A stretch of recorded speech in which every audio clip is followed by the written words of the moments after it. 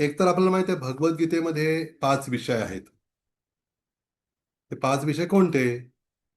ईश्वर, प्रकृती, जीव, काळ आणि कर्म असे 5 विषय आहेत.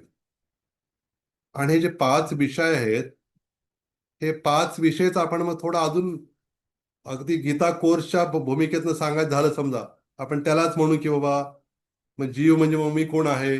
मग त्याचं उत्तर मिळेल मी जीव आहे, आत्मा आहे. मग भगवंत कोण आहेत? मग श्रीकृष्ण भगवंत आहेत. तर आपण या भौतिक जगात का आलो बरं? म्हणजे जग म्हणजे काय आहे? म्हणजे प्रकृती. मग आपण कधी आलो, कसा आलो, काय नाही, मध्ये काळ. मग आपण काय केल्यावर काय फळ मिळतं वगैरे वगैरे, कुठलं कर्म करावं काय नाही, हे कर्म. असे 5 विषय आहेत. ते आपण 5 विषय वेगळ्या पद्धतीने, थोडं त्याला अलंकारिक पद्धतीने म्हणा, काही जण आकर्षित करण्यासाठी आपण त्याची मांडणी होऊ शकते 5 विषयांची.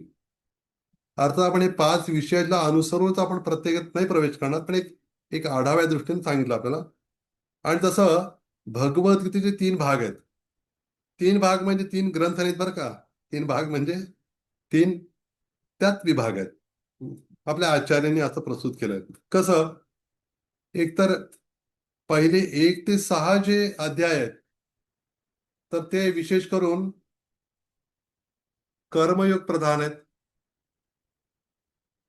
कर्मयोगामध्ये काय होतंय, की आपलं जे नियत कर्तव्य करून ते काय करणं, ते भगवंताला अर्पण करणं.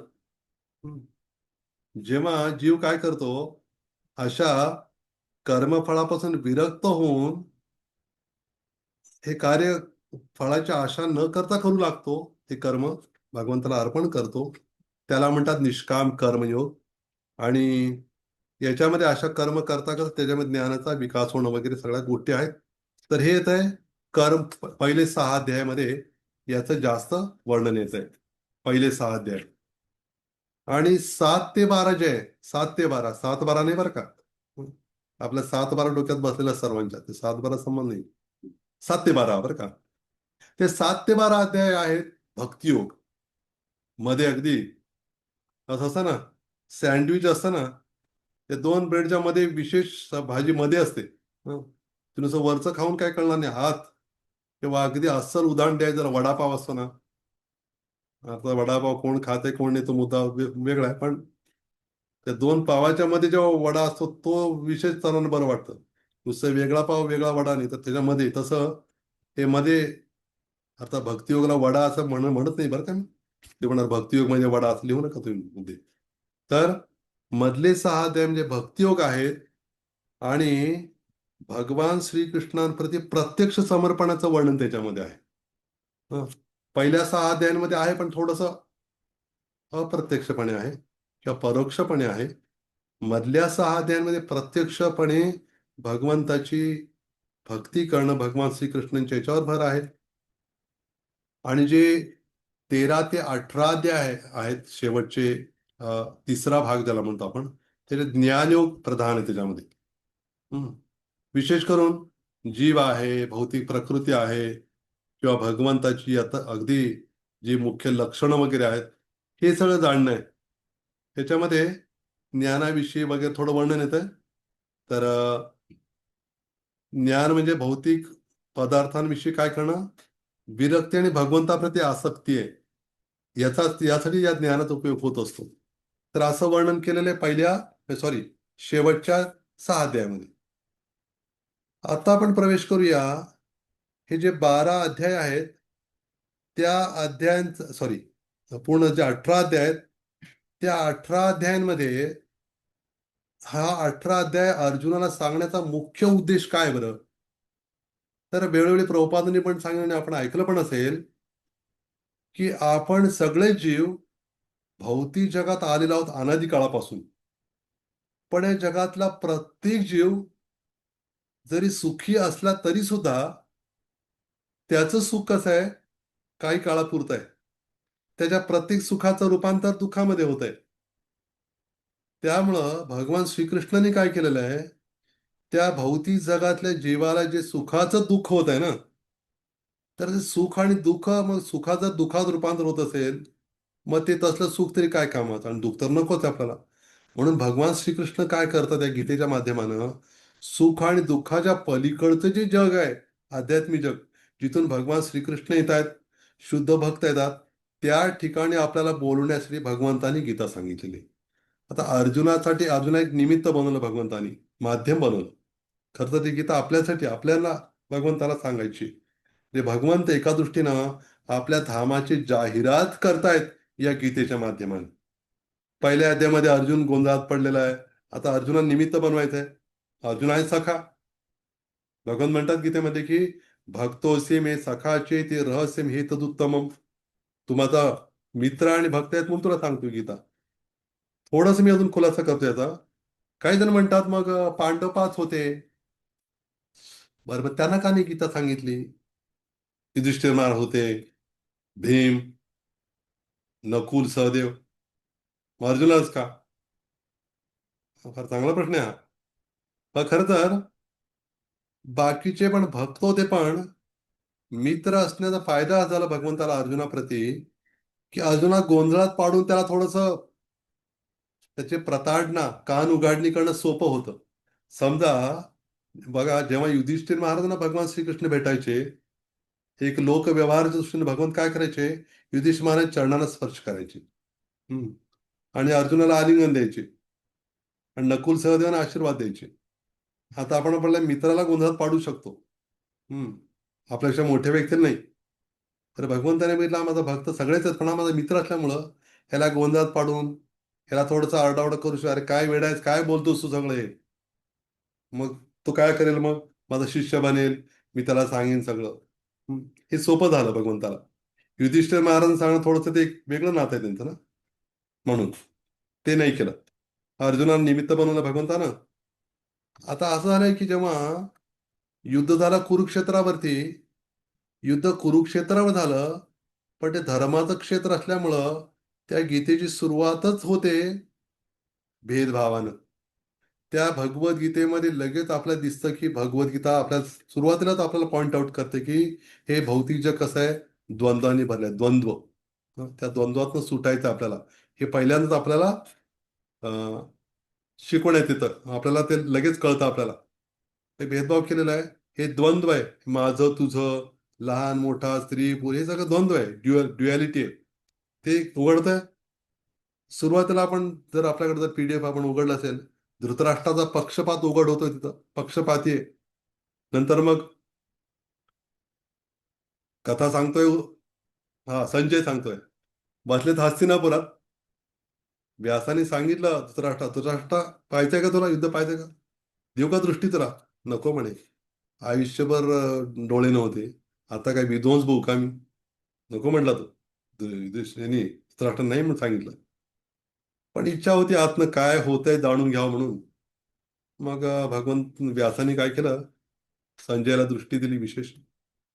संजय तिथं बसून युद्धभूमीवर काय चाललंय एवढं एवढंच नाही, प्रत्येकाच्या मनामध्ये काय चाललेलं आहे, मनामध्ये काय विचार उठतायत, हं, हे सगळं संजय सांगू शकत होता धृतराष्ट्राला. आणि म्हणून दुर्योधन कसा भयभीत झालेला आहे, कूटनीती कसं खेळणार आहे, परत तो कोणाकडे जाणार? द्रोणाचार्यांकडे जाणार. हम्म. आणि द्रोणाचार्य जाऊन काय करणार?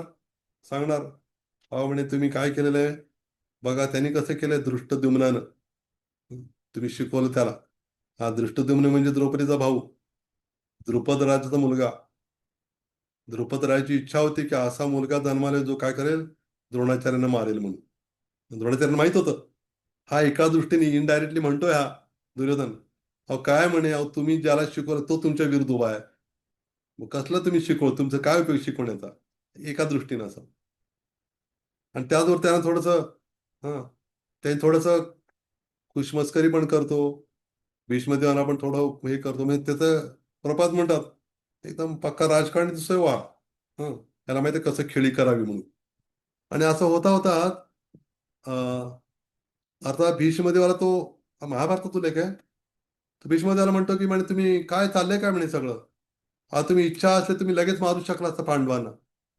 आणि तुम्ही काय काही खरं नाही झाला म्हणे. तुमचं पांडवाविषयी प्रेम दिसतंय म्हणून तुम्ही शस्त्र उचलत नाही. मग तेव्हा भीष्मदेव म्हणतात ठीक आहे म्हणे, हे 5 बाण आहेत म्हणे, मी काय करतो, हं, मी मारणार म्हणे यांना. आणि काय केलं मग, मी ते काढून ठेवले आणि आता मारणारच म्हणून सांगितलं. आणि मग इकडे काय झालं की आता त्यांना सर्वांना मला मारायचं म्हणून सांगितलं. आणि मग भगवंताला कळलं की हिने काय, त्यात बऱ्याच कथा आहेत बरं का. तर भगवंतानी ओळखलं की भीष्मदेवाने मनात आणलं तर ते काही करू शकतात. मग त्यांनी काय केलं, सकाळच्या वेळेला जेव्हा भीष्मदेव भगवंताचं ध्यान करत बसले होते, आता भगवंताला कळतं ना त्यांचं कोण ध्यान करतंय म्हणून. द्रौपदी सांगितलं, द्रौपदी तू काय कर, हळूच जा, अगदी काही आवाज न करता जा तिथं पोच आणि काय कर, तू फक्त प्रणाम करून ये तिथं. असं म्हणते ते प्रणाम केला आणि भीष्मदेवाने पाहिलं आणि नुसतं म्हटलं की सौभाग्यवती भाऊ, असं म्हटल्यावर ते आले बाहेर. आणि मग विचारलं भीष्मदेवाने, द्रौपदी होती का? अरे द्रौपदी होती, मग मी तर त्याला सौभाग्यवती म्हटलेलं आहे, आता त्याला कसं मारणार कसं आता. मग त्यांना कळलं की भगवान श्रीकृष्ण असले तर मग काय आपण काही करू शकत नाही. प्रभात म्हणतात ना, आपण सोची होत नाही, प्रभू सोची होत असे तत्काल.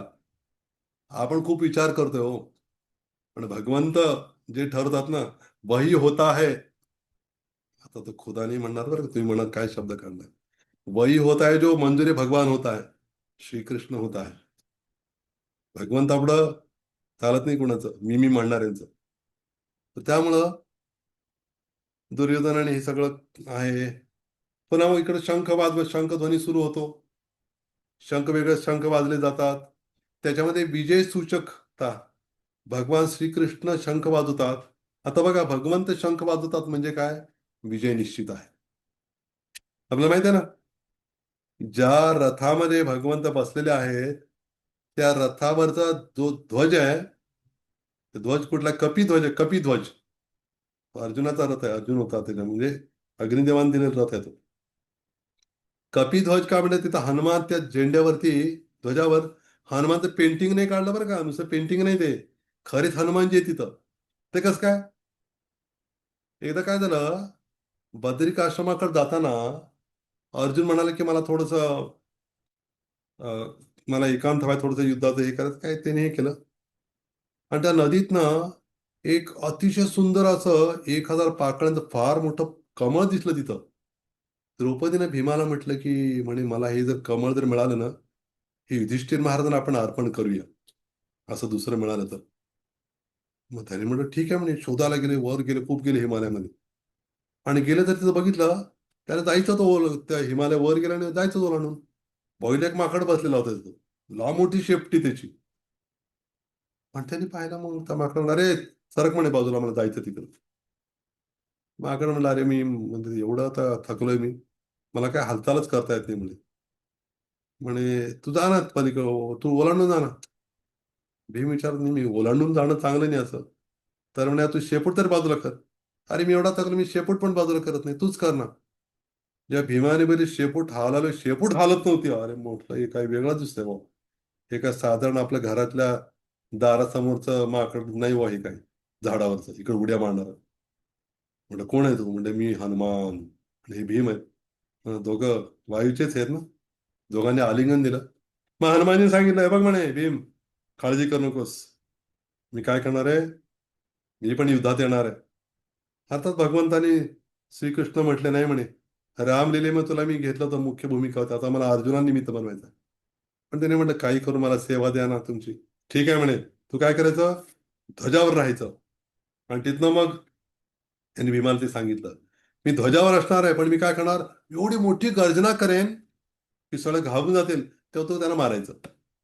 मग ही पण सेवा घेतली त्यांनी. नुसतं गर्जना करणं ही पण सेवा साधी नाही, गोष्ट नाही. त्याचा उद्देश काय, मला भगवंताला प्रसन्न करायचे.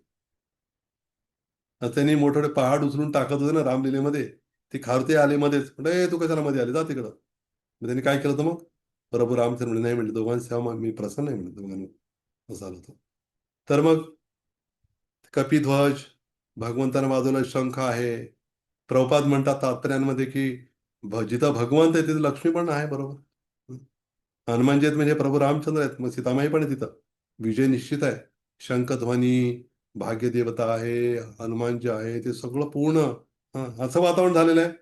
कुरुक्षेत्र आहे, धर्मक्षेत्र असलेलं. एवढं सगळं वातावरण बघितलं की विजय निश्चितच होता. बाकी सगळे घाबरून गेले कौरवांचे लोक यांची शंका ऐकूनच. तसं आपल्या मंदिरात शंख वाजतो किती बरं वाटतं आपल्याला.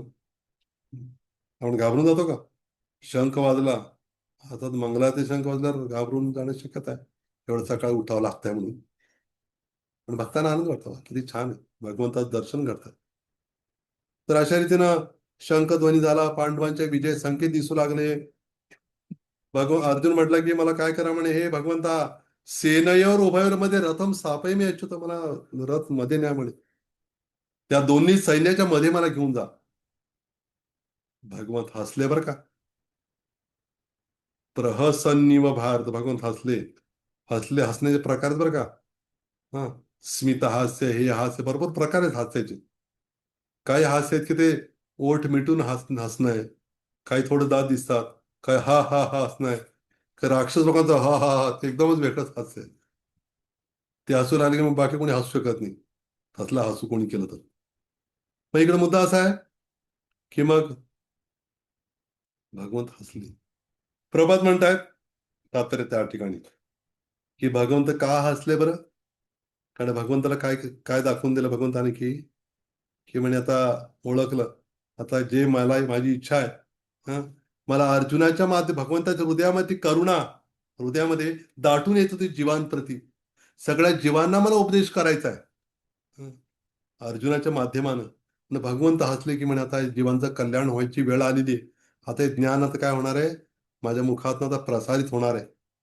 या स्वयं पद्मनाभस्य मुख पद्मात विनिश्चितः, हे माझ्या मुखातनं, भगवंताच्या मुखातनं ज्ञान येते. आणि ते काय होतंय मग सगळेजण त्याचा स्वीकार करतायत त्या ज्ञानाचा. हातात भक्त करू सगळेजण. सगळ्यांना काय हे होणार नाही, ते पटणार नाही, पेलणार नाही. मग अर्जुनाच्या मनामध्ये कारण सुरू झाली. कारणे दाखवा नोटीस असते ना आपली. नोटीस पाहिजे कोर्टातनं, कारणे दाखवा म्हणून. हं. इथं कसली कारणे आले, कारण आली कुठली बरं. पहिलं आलं करुणा. कोरोना नाही बरं का, गेलं तुझं मान गेलं. करुणा, करुणा का वाटली. फार महत्वाचा शब्द आहे करुणा. करुणा दोन अर्थी वापरला जाऊ शकतो, दोन अर्थी. एक आहे भौतिक दृष्टीनं करुणा, एखादं शरीर वाचवायचं म्हणून करुणा, अरे त्याला लागेल, हे होईल ते होईल, हे झालं भौतिक करुणा.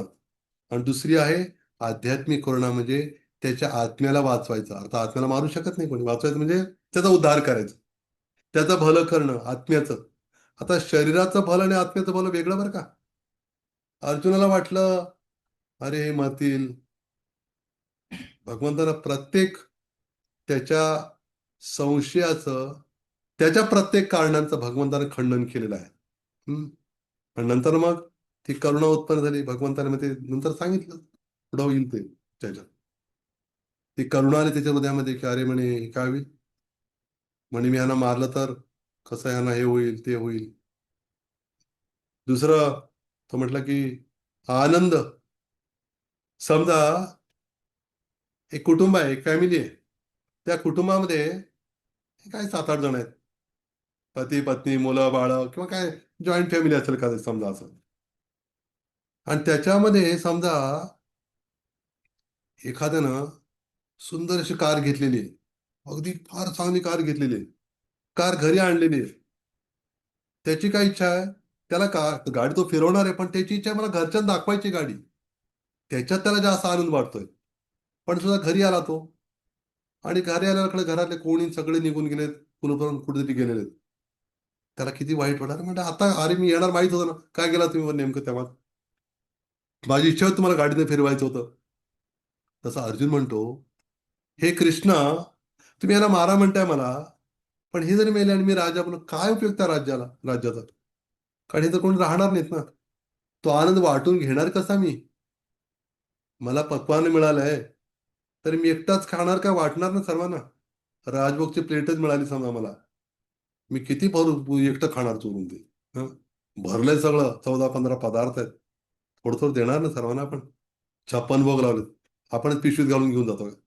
नाही, सर्वांना मिळू देऊ सर्वांना. ह्याने दिले त्याने दिले, त्याला देऊया सर्वांना.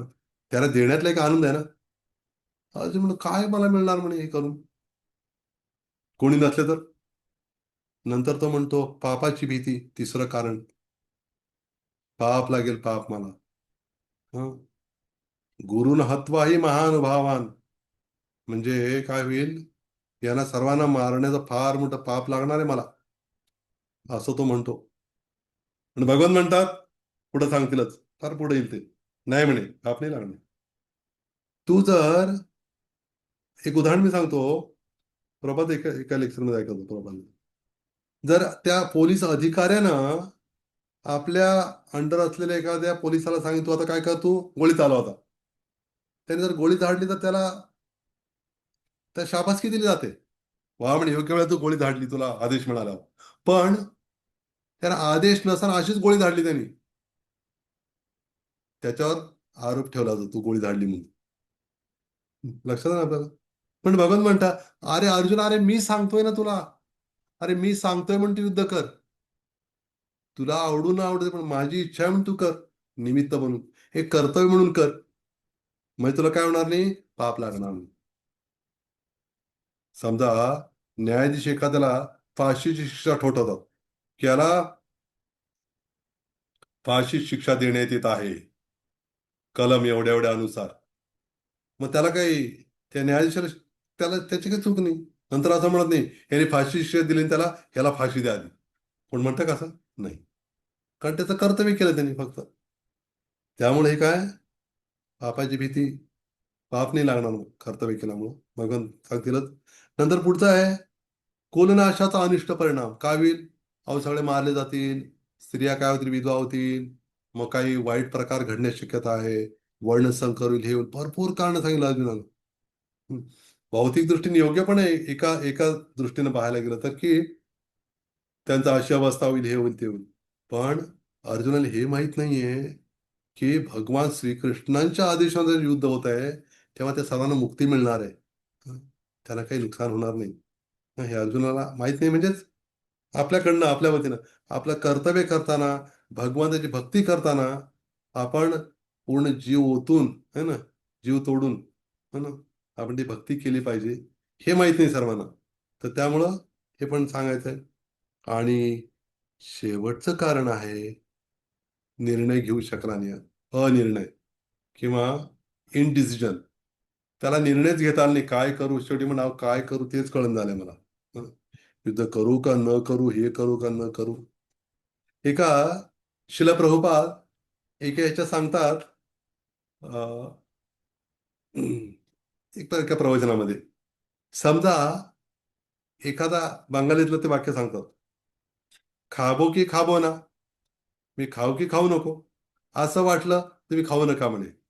पण जर पौष महिना असेल, ते म्हणतात, खाबो की खाबो ना, खाबो जे पौष आहे. पौष महिना असेल ना, तुम्ही खाऊ की नको असं वाटलं तरी पण खाल्लं तर चालतंय म्हणे. का बरं? तो महिना पौष, म्हणजे पोषण होतं त्या महिन्यात. ते खाल्लं तर पचतंय म्हणे आपल्याला, असा अर्थ आहे. दुसरं म्हणतात प्रभात, जाबो की जाबो ना, जाऊ की नको, जाऊ की नको, कुठे जायचं तर असं वाटत जाऊ नका म्हणे, टाळा थोडं. पण जाबो तो जाबो जे शौचे. पण तुम्हाला शौचाला जायचं असेल, जाऊ की नको असं जायचं, जाऊ नये त्या म्हणे. तसं इथं काय झालेलं आहे, करू की नको, करू नको नको. मग त्याला वाटलं कदाचित नकोच असेल, हेच असेल, पण तो बसला खाली धनुष्यकोट ठेवून. त्यानं असा निर्णय घेतला. पण मग दुसऱ्या अध्यायाचं येईलच, आपण ते चर्चा करूच. आता एवढं थोडक्यात आपण याचा आढावा घेतला या पहिल्या अध्यायाचा. आता प्रत्येक श्लोक श्लोक घ्यायचं म्हटलं तर आपल्याला हं, खूप दिवस लागतील. मग ती भक्तिशास्त्री होऊन जाईल आपली. हं? भक्तिशास्त्री नाही आपली यात. हं. तर आता बघा, या अध्यायामध्ये अर्जुनानं भगवान श्रीकृष्णांप्रती वेगळ्या नावांचा उल्लेख केलेला आहे. आणि प्रत्येक नावाचा उल्लेख करताना वेगळा विशेष अर्थ पण आहे त्याच्यामध्ये, बरं का. अर्जुनाने ते नाव का घेतलं भगवंताचं म्हणून. तर केशव म्हटलं भगवंताला, "अय केशवा." आपला केशव नाव खूप प्रसिद्ध आहे ना. केशवा माधवा, तुझ्या नामात रे गोडवा. ऐकलं ना आपण खूप दिवसापासून. गोडवा ऐकलंय फक्त ना, गोडवा जाणवतो की नाही माहित नाही. मला तर नाही जाणवलं अजून. हं, तुम्हाला जाणवलं असेल. तर केशव म्हणजे केशी असुराचा वध करणारे भगवंत. हं. आणि पुढं म्हणते अच्युत. अच्युत म्हणजे जे आपल्या भक्तांप्रती असलेल्या स्नेहामध्ये कधी च्यूत किंवा कधी माघार नाही घेते. एकदा भक्ताला वाचवायचं ठरवलं ते काय पण करतील पण ते वाचवतील. कधी कधी लौकिक नियम पण मोडतील पण वाचवतील आपल्या भक्ताला. हे भगवंताचं वैशिष्ट्य आहे. त्यांनी शरण घेतलं एकदा की भगवंत काही करून त्याला काय करते त्याचं रक्षणच करतील. त्याला कधी अडचणीत आणणार नाही. पुढे म्हणजे गोविंद नाव घेतोय भगवंताचं, जे गायींना आणि इंद्रियांना आनंद देणार आहेत भगवंत. मधुसूदन नाव आहे. मधु नावाच्या असुराचा वध करणार आहेत. अर्जुन एका दृष्टीने म्हणतोय की तुमचं नाव मधुसूदन आहे, गुरुसूदन नाही ना. एका प्रवचनात रूपात म्हणतो. म्हणजे तुम्ही मधु नावाच्या राक्षसाचा वध करता म्हणून प्रसिद्ध आहे. तुम्ही गुरूंचा वगैरे मला वध करायला सांगताय. असं तर तुम्ही केलं नाही, मग मला का सांगताय कराल तुम्ही? तुम्ही तुमच्या गुरूंचा वध केला असता का मग सांदीपनी मुनींचा? उलट त्यांना गुरुदक्षिणा दिली तुम्ही. मला का सांगता बरं असं? एका दृष्टीनं एका ठिकाणी असं उल्लेख आहे. अर्थात द्रोणाचार्य आणि भीष्मदेवांना, भीष्मदेवांचा इच्छा मृत्यूच होता. द्रोणाचार्यांचा मृत्यू जरी झाला तरी बघा, विचार करा. भगवान श्रीकृष्णांच्या साक्षात उपस्थितीमध्ये धर्मयुद्ध होत असताना अर्जुनासारख्या महाभागवताच्या हातून मरण येणं म्हणजे साधी गोष्ट नाही. ते पण जो पूर्णपणे भगवंताला प्रसन्न करण्यासाठी युद्ध करतोय. तर ज्याचा मृत्यू होईल त्याला काही लॉस नाहीये. तर भगवंत धामाला जाणं निश्चितच आहे. ज्यांनी नुसते युद्धात सहभागी झाले ते स्वर्गात गेले, मुक्ती मिळाली. आणि जे साक्षात भगवंताला पाहत होते ते भगवंताकडे गेले. भगवंताच्या हातून मरण आलं अर्जुनाकडनं. म्हणजे ते नुकसान कोणाचं नाही झाले त्या युद्धामध्ये. सगळे भगवंताची कृपा झाली सर्वांवरती. आता आपण ऐकलं असेल ना, कर्णाविषयी खूप चर्चा होते. अहो म्हणे कर्णाला अन्यायानं मारलं.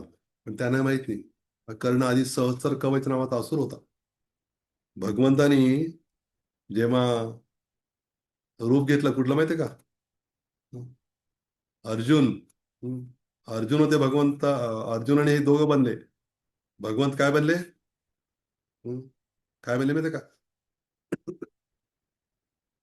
भगवान श्रीकृष्ण आणि अर्जुन हा दोघांचा युगल अवतार होता तो.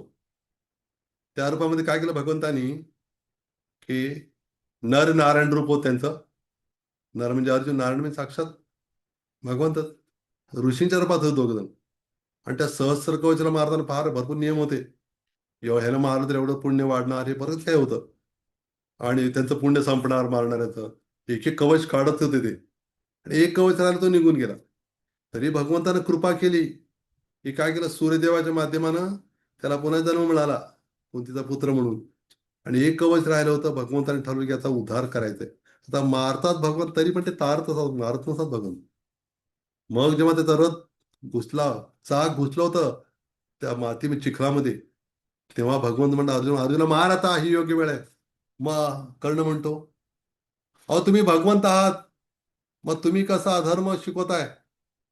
अहो म्हणे मी, माझं रथाचं चाक काय झालेलं आहे, घुसलंय मातीमध्ये. मी निशस्त्र आहे. हा रथावर पण नाही. तुम्ही कसं मारताय मला? ह्याला तुम्ही कसं अधर्म आहे म्हणे आता. तुम्ही धर्माची स्थापना करायला येत आणि अधर्म शिकवताय. भगवान म्हणे तू अधर्मच धर्म अधर्म तू बोलतोस. अरे भर सभेमध्ये द्रौपदीच्या वस्त्र तिचं करण्यासाठी तूच तर अनुमती दिलीस त्यामुळे. है ना? तेव्हा कुठे गेला धर्म तुझा? है ना? जेव्हा अभिमन्यू अगदी 16 वर्षाचा नवयुवक, ज्याला त्या चक्रव्यूहात आत जायचं माहित होतं, बाहेर यायचं माहित नव्हतं, आणि त्याला तुम्ही छलकपट करून त्याचा वध केला, तेव्हा तुला आठवलं नाही धर्म तेव्हा? आणि जेव्हा तू दुर्योधनाला वचन देऊन हं, अंगदेश राजा बनवलं म्हणून, तो पांडवांशी तुझी आई येऊन तुला सांगत होती अरे तू ये माझा मुलगा आहेस म्हणून, तेव्हा तो आईकडे आला नाही. मी पण सांगाल तो आला नाहीस. आणि काय केलं तू? मग त्याची त्याची बाजू घेतलीस तू. मग तेव्हा धर्म नाही का आठवला तुला? अरे हे फक्त दानशूर असणं पुरेसं नाहीये, तो भक्त असला पाहिजे. मग त्याला कळतं दान कुठं द्यायचंय म्हणून. कुठे देऊन चालत नाही. मग भगवंत म्हटलं अर्जुनाला मार तू आता याला. आणि मारला म्हणजे झाला, उद्धार झाला त्याचा.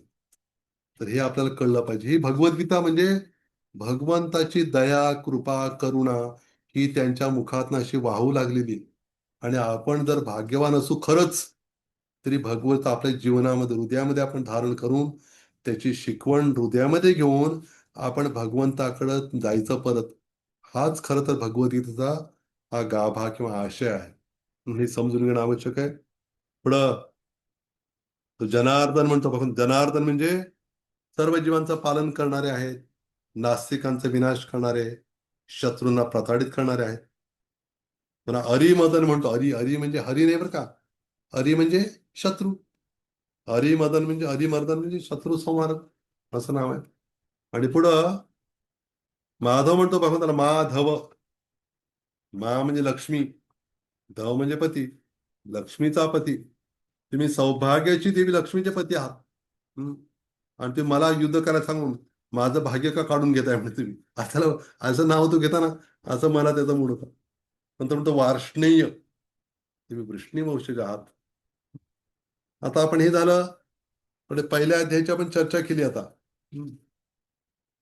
आणि अर्थ आपल्याला बरेच जण आपले काय काय वेगळ्या अपेक्षा घेऊन असेल तर प्रत्येक श्लोकावर सांगतील, एक एक श्लोक घेतील असं असेल किंवा जे काय असेल, पण असं मी हे करतोय. आता मी सुरुवातीला सांगितलं आपल्याला की ज्या पहिल्या अध्यायावर किंवा सगळ्या 18 अध्यायांवर प्रत्येक अध्यायाची कथा पद्मपुराणामध्ये विष्णू भगवंतानी लक्ष्मीदेवीला सांगितली. प्रत्येकाचं महात्म्य कथा, तीच कथा विष्णूंनी सांगितलेलीच कथा शिवजींनी काय केले मग पार्वतीला सांगितली ती कथा.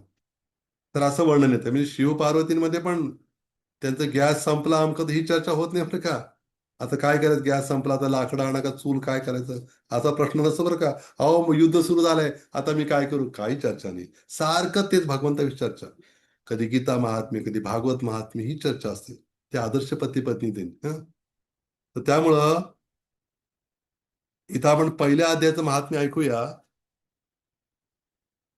त्याच्या आधी आपण जेव्हा भगवान श्रीकृष्ण ने सांगितलं, विष्णू भगवंतांनी लक्ष्मीदेवीला सांगितलं की जे भगवद्गीता म्हणजे माझं स्वरूप आहे. असं श्रीमद भागवत म्हणजे 12 स्कंद म्हणजे कृष्ण स्वरूपच आहे. तसंच भगवद्गीता सुद्धा भगवान श्रीकृष्णाचं पूर्ण रूपच आहे. बा 18 अध्याय म्हणजे. आणि त्यामुळं भगवान स्वतः म्हणतायत, अर्थात ते शिवजीने सांगितलं पार्वतीला, जो कोणी दररोज एक अध्याय, अर्धा अध्याय, चतुर्थांश, किमान एक श्लोक जरी भक्तिभावानं वाचतो रोज, त्याला मुक्ती निश्चित आहे. एवढं महत्व आहे गीतेचं. हा विचार करा, जे भगवान श्रीकृष्णाच्या प्रत्यक्ष मुखातनं आलेलं आहे. हम्म. भगवान श्रीकृष्ण यांच्या मुखातनं आलेलं जे अधरामृत आहे, आपण ज्याला थुंकी म्हणतो, हा, ते भगवंताची थुंकी नसते, त्याला अधरामृत म्हणतात. तर ते भरतात त्या बासरीच्या सर्व छिद्रामध्ये आणि भगवंत बासरी वाजवतात. गोपी हेवा करतात, काय बासरीचं भाग्य म्हणे. भगवंताच्या मुखातनं आलेलं मुखरस, हा, तो ती अधर सुद्धा ते बासरीला मिळते म्हणे. आम्हाला कधी मिळणार नाही का. आणि भगवंताचा प्रसाद म्हणजे काय बरं. प्रसाद म्हणजे त्याच्यामध्ये भगवंताची लाल मिसळलेली आहे. म्हणून चैतन्य महाप्रभू जगन्नाथाचा प्रसाद घेत असताना फार भावीवर व्हायचे. का बरं. म्हणजे कृष्णाचा स्पर्श झालेला, ते घेताना त्यांना अनुभव याचा कृष्णाने स्पर्श केलाय म्हणून. तर त्यामुळं साक्षात भगवंतच आहेत म्हणून फार आवश्यक आहे. तर त्याच्यामध्ये कथा सांगतात. सुशर्मा नावाचा एक ब्राह्मण, सुशर्मा.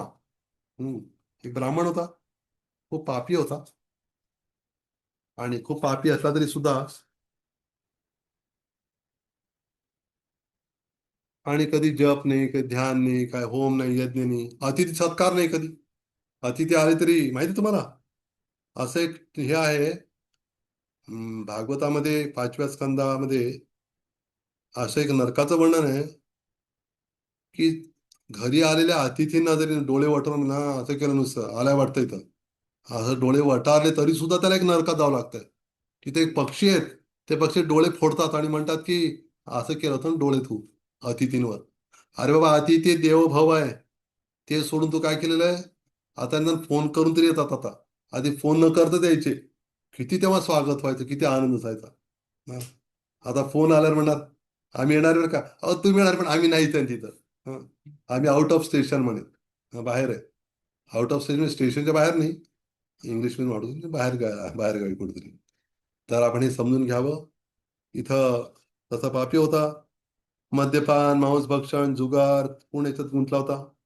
एक दिवस त्याचा काय त्याचं कर्म असेल, साप चावून मृत्यू झाला त्याचा.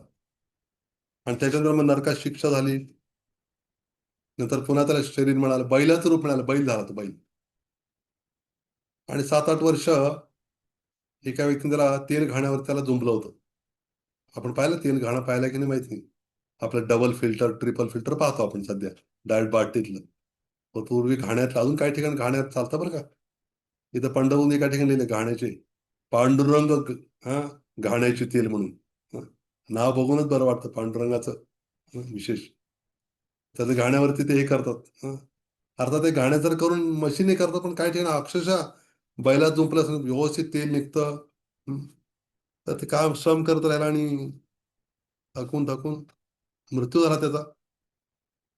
आणि मृत्यू झाला मग तिथे लोक जमले, त्यांनी बघितलं, दया आली त्यांना. अरे बैलाने एवढं मेहनत केली बाबा. प्रत्येकाला वाटलं आपण काय थोडं किती त्यावेळेला कालचे लोक थोडं होते श्रद्धाळू. त्यांनी पाहिलं काहीतरी आपण काय करावं, थोडं पुण्य द्यावं. प्रत्येकाने आपापलं थोडं पुण्य दिलं. एक वेश्या आली तिथं. पेशाने म्हणलं काय चाललंय बरं, काय चाललंय. सगळे म्हणले "अहो, आमचं पुण्य देतोय." तिच्याकडे असं पहिली काय देणार वेश्या आहे. पण तिने म्हटलं, तिला वाटलं काय असेल तर बघूया बुवा मिळू द्यायला. तिने पण म्हणलं माझं जे पुण्य असेल तिला मी ह्याला देतो. तिने पण ते हे केलं. आणि त्यावेळेला खरंच व्हायचं बरं का ते. हा हा संकल्प सोडला ते मिळायचं तेव्हा. आणि झालं. आणि पुढच्या पुढच्या जन्मामध्ये तो बैल जातीस्मर झाला. जातीस्मर म्हणजे आधीच्या जन्मात त्याला स्मरण होतं सगळं. आणि तो ब्राह्मणाच्या पोटी जन्माला आला. त्याला कळलं ती वेश्या होती अजून जीवित. तिला विचारलं, "तू मला पुण्य दिलंस म्हण, मग त्यामुळंच मला मला हे झालंय" म्हणे. तर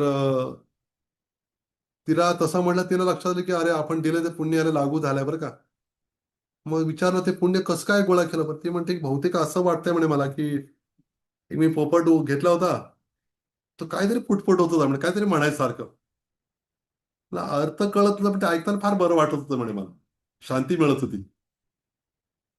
आणि त्या ब्राह्मणाने काय केलं, त्या पोपटाला पोपट होता, त्या पोपटाला विचारलं, "तू काय म्हणत होता?" म्हणे, "सांग बरं मला." तो म्हणला, "मी पूर्वी एका आश्रमात होतो, म्हणून राहत होतो आणि म्हणजे एका आश्रमातला पोपट म्हणून होतो तिथं. आश्रमात म्हणजे काय, असं ऋषी म्हणून नाही, पोपटाच्या रूपातच. आणि तिथं ते ऋषी ते आपल्या शिष्यांना भगवद्गीतेचा पहिला अध्याय शिकवत होते म्हणे. हं. ते शिकून त्या मुलांकडनं ते पाठ करून घ्यायचे आणि मी पण ते पाठ झालं म्हणे माझं ऐकून-ऐकून. आणि नंतर काय झालं, शिकाऱ्याने मला पकडून काय केलं, विकलं म्हणे. आणि विकून काय केलं, या ठिकाणी वेश्या ठिकाणी दिलं म्हणे मला. आणि मग कळलं त्या वेळेला, की अरे ह्याचं पुण्य मिळालं मला माहित नव्हतं म्हणे. आणि मग ते पहिल्या अध्यायाचं श्रवण केल्यामुळं त्याला ते पुण्य प्राप्त झालं होतं. कुणाला? त्या वेश्याला. आणि तिने त्या ह्याला दिलं होतं, त्या बैलाला. म्हणजे विचार करा, हे काही दंतकथा नाही बरं का. हे साक्षात वर्णन आहे पहिल्या अध्यायाचं. आपण या भावनेनं नाही करत कधी पुण्य मिळावं म्हणून. अर्थात हे पुण्य भौतिक पुण्य या दृष्टीने बघायचं नाही, पण आध्यात्मिक पुण्य या दृष्टीने पाहायचंय. भगवंत प्रसन्न होतील माझ्यावर, गीतेचं अध्ययन करून, वाचन करून.